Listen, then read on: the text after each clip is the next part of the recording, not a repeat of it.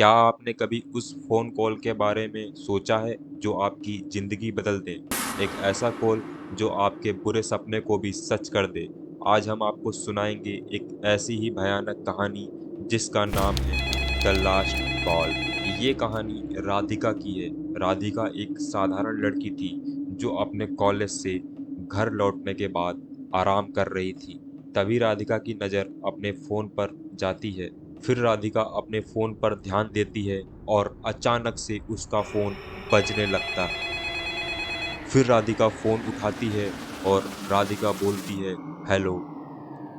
Phone उठाने के बाद उसको सामने से किसी भी प्रकार का कोई उत्तर नहीं आता है। बस कुछ डरावनी आवाज़ सुनाई देती है और थोड़ी ही देर बाद एक आवाज़ आती है कि तुम्हारे पीछे देखो।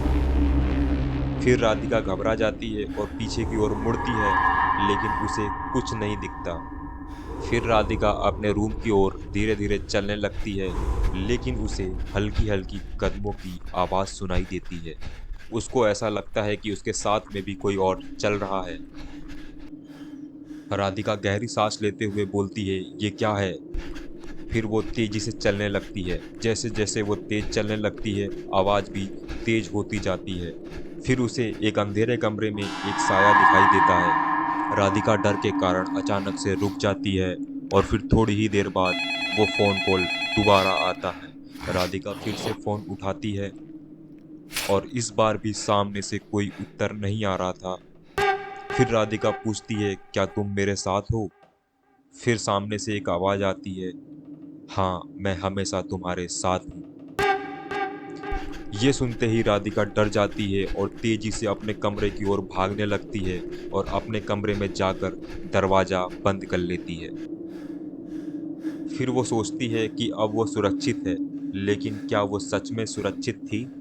क्योंकि उसके दरवाजा बंद करते ही अचानक से लाइट चली जाती है और पूरे कमरे में अंधेरा हो जाता है। अंधेरे कमरे में राधिका काफी ज्यादा घबराई हुई है। थोड़ी देर बाद ही फिर अचानक से फोन बजने लगता है और सामने से आवाज आती है, मैं तुम्हारे साथ हूँ। राधिका का चेहरा डर के कारण बिल्कुल पसीने से भीगा हुआ था और उसको अंधेरे कमरे में एहसास हो रहा था कि उसके कोई करीब आ रहा है। राधिका अब समझ चुकी थी यह सिर्फ एक कॉल नहीं था, ये उसका अंत था।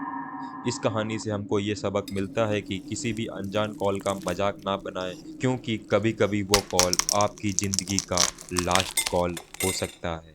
अगर स्टोरी पसंद आई हो तो लाइक और सब्सक्राइब कर ले। मैं जल्द ही आपसे मिलूंगा एक और नई कहानी के साथ। तब तक के लिए धन्यवाद।